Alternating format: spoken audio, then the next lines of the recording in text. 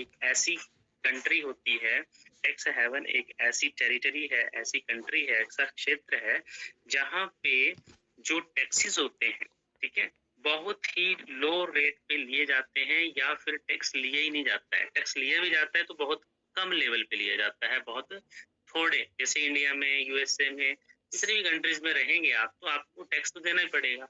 But tax haven countries होती हैं जहाँ पे आपको टैक्स या तो नहीं देना पड़ेगा या तो बहुत ही कम देना पड़ेगा, ठीक है, बहुत कम दूसरे देशों के कंपैरिजन में।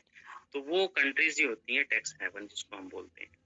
अब जैसे देखिए टैक्स हेवन जो है इसमें क्या होता है, जो रिवेन्यू होता है किसी भी आदमी का, जो भी आप पैसा कमा रहे हैं उसमें लॉस जो है वो कम होगा और कहीं ना कहीं वो गवर्नमेंट को घाटा होगा वहाँ की। अगर वहाँ की गवर्नमेंट्स कैसे करती हैं इंक्लूड, क्योंकि वो आकर्षित कर रही है लोगों को वहाँ रहने के लिए, वहाँ की सिटीजनशिप उनको आराम से मिल रही है और वो बंदे आ रहे हैं तो वो थोड़ा भी टैक्स लेंगे तो उससे वो सेटिस्फाइड रहेंगे। इसलिए टैक्स हेवन बोलते हैं इसको, क्योंकि वो क्या करते हैं ना कि दूसरे देश में कुछ ना कुछ गड़बड़ करके आ जाएंगे, ठीक है, और फिर वो उस देश में रहेंगे, उस देश की नागरिकता भी उनको मिल जाएगी, इजिली सिटीजनशिप भी मिल जाएगी और फिर वो वहाँ पे आराम से अपना जीवन व्यतीत करते हैं। फॉर एग्जाम्पल मैंने मेहुल चौकसी का नाम बताया था, नीरव मोदी का नाम बताया था, ये ऐसी कंट्रीज में रह रहे हैं जहाँ टैक्स हेवन, ठीक है, जैसे एंटीगुआ, ठीक है।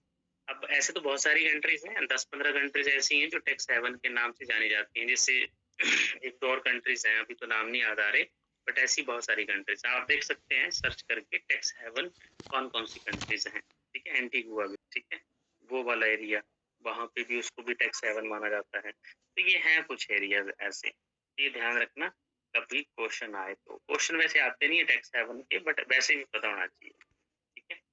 चलिए अब बताता हूँ मैं एक बहुत इंपॉर्टेंट टर्म, वो है एक फ्रेंच टर्म है वैसे तो ये, इसको बोलते हैं